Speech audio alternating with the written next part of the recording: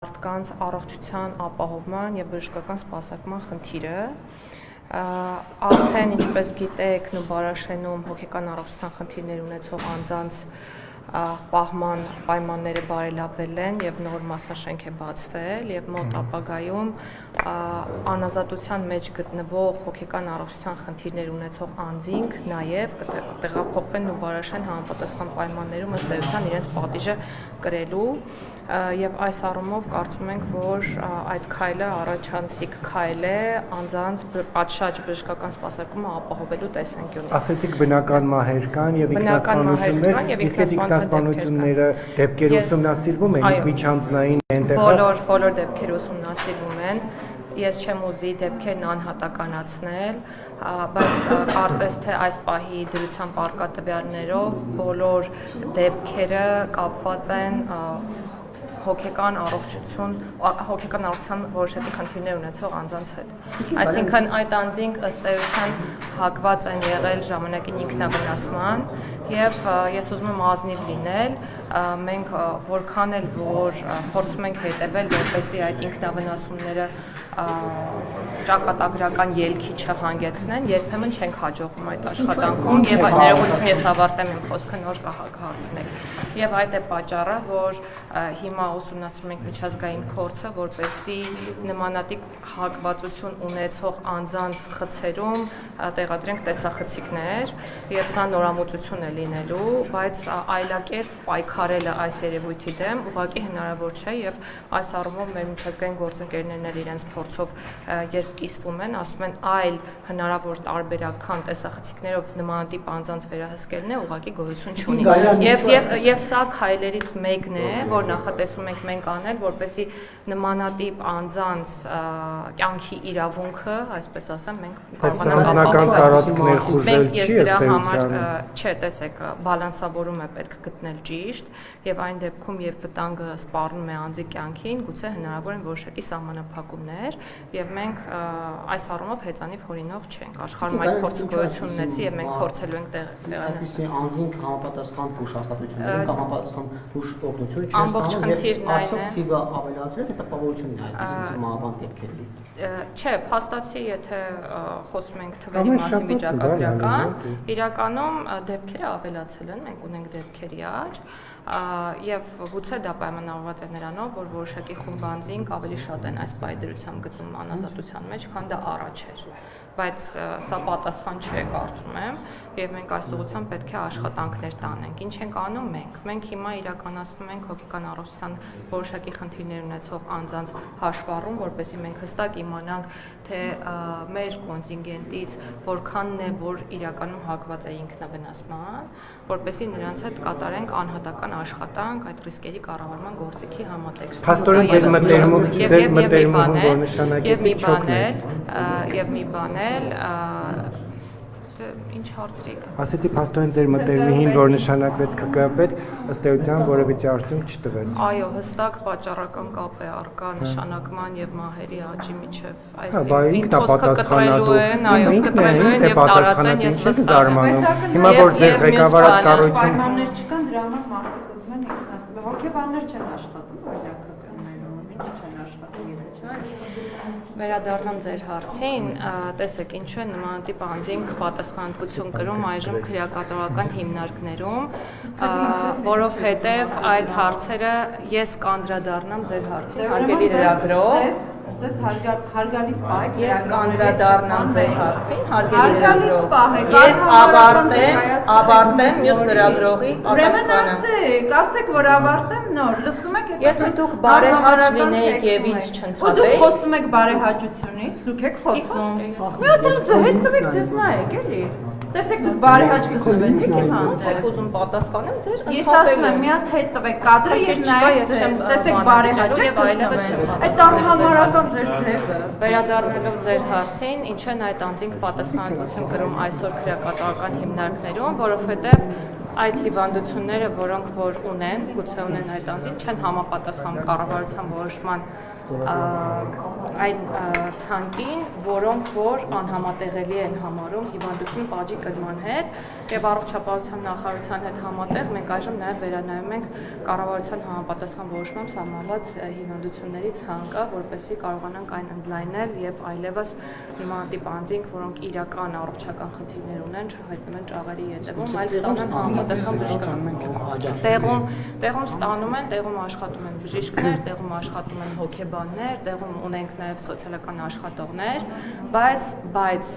իրականում աշխատանքը բարդ է, որքան էլ որ ամենօրյա լինի եւ մենք պարբերական աշխատանքով փորձենք այդ խնդիրները լուծել, ինքը բավականին բարդ աշխատանք է։ Իրականում իսկ զոննայողների, որտեղ նաև ասում են, որ ըստ էության նաև այդ էլ է հանգեցնում ճնշումներ կան, այդ քրեական ենթամշակույթը դեռևս արմատացած է գաղութներում։ Ես չեմ կարծում, որ մենք այսօր այդ խնդիրը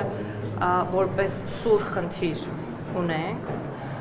որովհետև յուրաքանչյուր կոնկրետ նմանատիպ երևույթի արտահայտության դեպքում այդ երևույթը հստակ հակազդեցություն է ստանում եւ պետք է նշեմ նաեւ մի բան, որ հանրության կողմից երբեմն նույնիսկ մանիպուլացվում է այդ հակազդեցությունը եւ ես այդպես էլ չեմ կողմնորոշվում, թե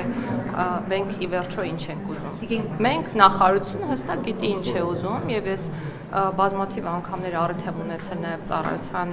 աշխատակիցների հետ խոսելու այս մասին եւ ես շեշտադրել եմ այս մեկ եւ միակ կարեւոր հանգամանքը, որ արտոնյալ կարգավիճակ պետք է ունենա միայն մեկ անձ եւ այդ մեկ անձը քրեակատարական ծառայողն է եւ մենք հիմա առաջնորդվում ենք հենց այս սկզբունքով։ Դիզայնը մեկ այլ հարց սահմանադրական փոփոխությունների հայեցակարգի նորություններ կան եւ արդյոք հիմա մշակման այդ փուլը տեքստը մշակման փուլում է։ Արդյոք հասել եք այն փուլին, որ անկախության հռչակագրի հումա հանելու փուլն է չէ։ Տեքստը մշակման փուլում է, առաջիկայում խորհրդի անդամների հետ կքննարկենք տեքստի պատրաստումը։ Անկախության հռչակագրի դուրս գալը, որտեղ Փաշինյանը ասել էր, որ կողմ է, որպեսզի անկախության հռչակագիրը դուրս գա։ Այդպիսի նախնական քննարկումներ կա, թե դեռ տարբերակներ են քննարկում, բայց դեռևս տեքստը մշակման փուլում է։ Այսինքն մի քանի տարբերակ կա սահմանադրական փոփոխությունների, որ ասում եք մի քանի տարբերակներ, մի քանի հայեցակարգեր կան, թե մեկի հայեցակարգը մեկն է, այդ հայեցակարգի շրջանակներում տարբեր նորմերի հետ կապված կան տարբեր քննարկումներ։ Իսկ Գայլան դա նախ որոշակի լինի տեքստը, հանձնաժողովը կազմում ովքեր են։ Տարբեր մարդիկ, այդ թվում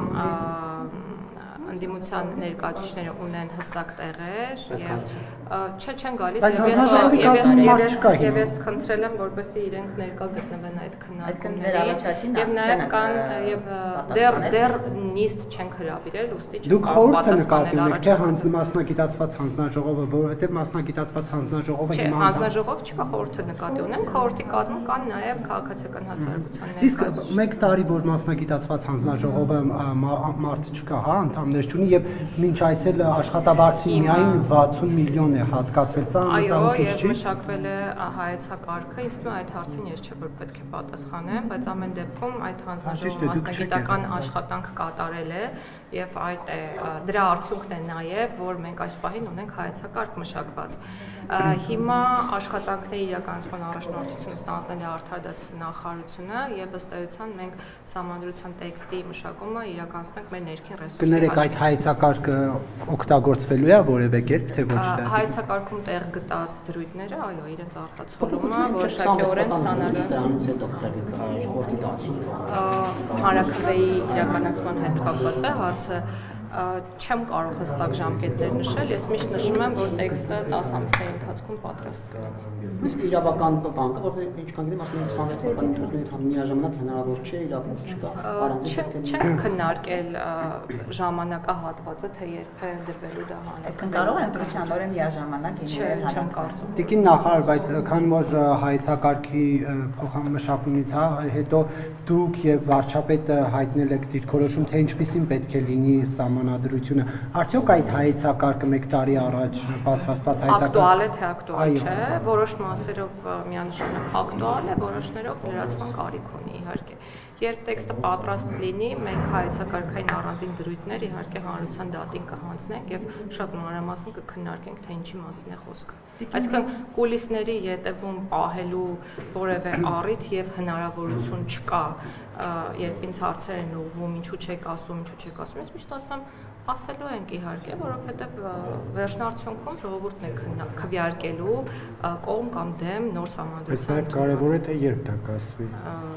Կասվի եւ բավարար ժամանակահատված իհարկե կտրվի, ժամանակամիջոց կտրվի, որպեսզի ժողովուրդը կարողանա ձևավորել կարծիք եւ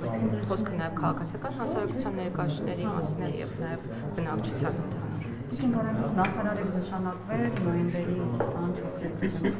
2024 թվականին, հաշված ամիսներ ավոր նախարարել, բայց լրագրողների հետ ձեր շփումը ոնց որ այնքան է լավ ստացվում, դուք ակնհայտ արամարական վերաբերում դրսևորեցիք քիչ առաջ լրագրողի հանդեպ, ուզում եմ հասկանալ, արդեն հասցրել են զզվացնել ձեզ լրագրողների ինչով է պայմանավորված ձեզ վերաբերմունքը, խտրական մոտեցում եք դրսևորում ընդդիմադիր իշխանական լրագրողների հանդեպ։ Ուզում եմ ձեզ հիասթափեցնել, ես իրականում մինչ այժմ չգիտեմ, թե որ լրագրողն է ընդդիմադիր եւ որ լրագրողն է իշխանական, եթե այդպիսի բաժանում գոյություն ունի։ Եվ ես մշտապես գուցե ճիշտ եք։ Եվ կարծում եմ, որ հաստարկված կարող եմ խոսել այս պահի դրությամբ եւ ասել, որ ես պաշտոնատար անձ եմ, ով մշտապես լրագրողների հետ շփումներում բաց է, բայց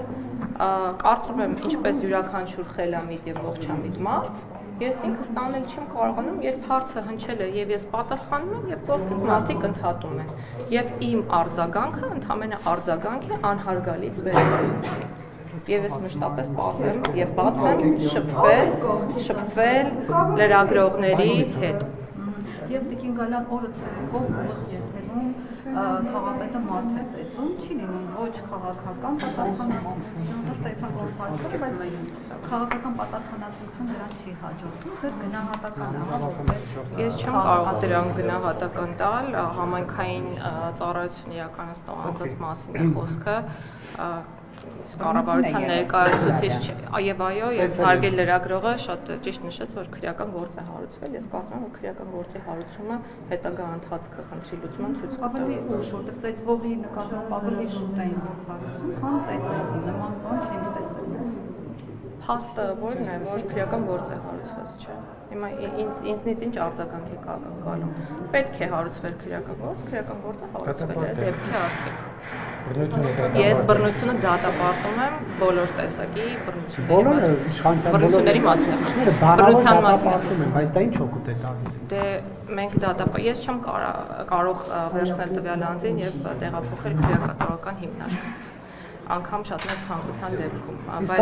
բայց քրեական գործը հարուցված է եւ կարծում եմ, որ քրեական գործը հարուցված է համապատասխան դեպքի արդիվ, որը կարող է պարունակել քրեորեն հետապնդելի արարքի հատկանիշ։ Նշել 2018 թվականի հեղափոխական գաղափարները, որտեղ ծեծը, բռնությունը եւ հակաժողովրդավարական այդ գործառույթները։ Ես կարծում եմ, մենք բոլորս դա հիշում ենք եւ հիշելը նաեւ փաստվում է այն գործողությունների իրականացման, որոնք այսօր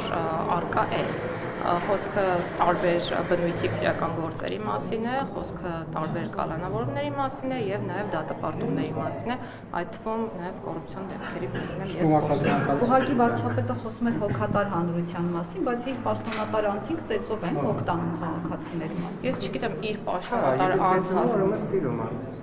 Չէ, ծեծը դատապարտելի է, ցանկացած տեսակի բռնություն դատապարտելի է եւ նաեւ մենք վերջերս շատ ենք խոսում ատելության խոսքի, անհանդուրժողականության, բռնության կոչերի եւ այլնի մասին եւ այս ուղղությամբ նաեւ օրենսդրական փոփոխությունների փաթեթ ենք պատրաստում։ Ես չեմ հասկանում իր պաշտոնատար անձ ասելով ինչ նկատի ունենք։ Մեր երկրում հստակ բաժանումներ կան պաշտոնատար անձանց եւ բոլոր չեմ կարծում հարցը տեղին է իրականում, իր պաշտոնատար անձը։ Պաշտոնյա չի, հանրային միջոցներից սնվում մարդու։ Հանրային ծառայություն իրականացնող անձ է, որը համենքային Տիկին նախարար եւ մեկ առաջարկություն այն ամենայնիվ դատապարտյալների հետ կապված քրեակատարողական հանրության մոտ կա, ոչ թե կա, հենց այդպես է, փակ տեղ է եւ այնտեղ բաներ են կատարվում եւ շատ ժամանակ լրագրողների մուտքը արգելված է։ Մեկ առաջարկություն կազմակերպել շրջայց լրագրողների մասնակցությամբ, բայց պայմանով որ լրագրողներին ազատ գործեն, նկատի ունեմ գլխներին վերադարձ չկանգնի, որ մարդիկ ազատ չպեն եւ գուցե իրենց խնդիրը առողջականային թվում եւ մեր մոտ բարձրացնել ինչը հնարավոր է։ Շրջայցի ընթացքում ցանկացած անձին ուղեկցելը պատահական չի արվում, դա արվում է ձեր իսկ անվտանգությունը ապահովելու համար, որևէ խնդիր չեմ տեսնում, որևէ խնդիր չեմ տեսնում կազմակերպելու հետ կապված եւ քրեակատարողական հիմնարկների մասով ուզում եմ մեկ կարևոր բան շեշտադրել։ Անազատության մեջ գտնվող անձանց իրավունքները եւ դրանց ապահովումը, այո, շատ կարևոր է։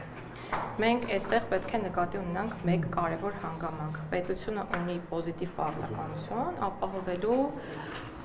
նորմալ պայմաններ եւ այդ պայմանները ինձ թվում է պարզից էլ պարզ է, որ պետք է չլինեն հիանալի եւ հրաշալի եւ կամ ճոխ։ Եվ մենք հիմա մեր քաղաքականություն տանում ենք այն ուղղությամբ, որ պատշաճ պայմաններ ապահովենք անազատության մեջ գտնվող անձանց համար, խոսքը եւ պահման պայմանների մասին է եւ առողջության իրավունքի իրացման մասին է։ Եվ կարծում եմ, որ մոտ ապագայում արդեն իսկ մեր կողմից ձեռնարկված քայլերի իրենց արդյունքը կտան, մենք շարունակական վերանորոգումներ ենք իրականացնում։ Ձեզ գրություն ուղարկենք, հնարավոր կլինի ցանկություն հայտնող լրատվամիջոցների եւ լրագրողների դեպքերը որ եղել են, հետո ուսումնասիրվել է ինչն է պատճառը եղել ինքնասպանության դեպքերի, քրեական չէ, ինքնասպանությունների ձևի մասին չեմ ուզենա խոսել։ Պատճառները տարբեր են, հոգեմետ դեղերի օգտագործում կամ քանի որ թմրանյութերի շրջանառությունը շատ է թմրանյութերի օգտագործում, ինչ է որտեղ է շատ թմրանյութերի շրջանառությունը շատ չէ քրեակատարողական հիմնարկներում հասնում։ Իսկ պատճառները բաց են, ինչն է։ Որոշ դեպքերում այո, ակնհայտ են, որոշ դեպքերում ոչ, բայց այդ հարցերի պատասխանը պետք է քրեական գործով տրվի, այսինքն ես չեմ կարող իրավունք վերապահել ինձ եւ խոսել կոնկրետ դեպքերի պատճառների մասին։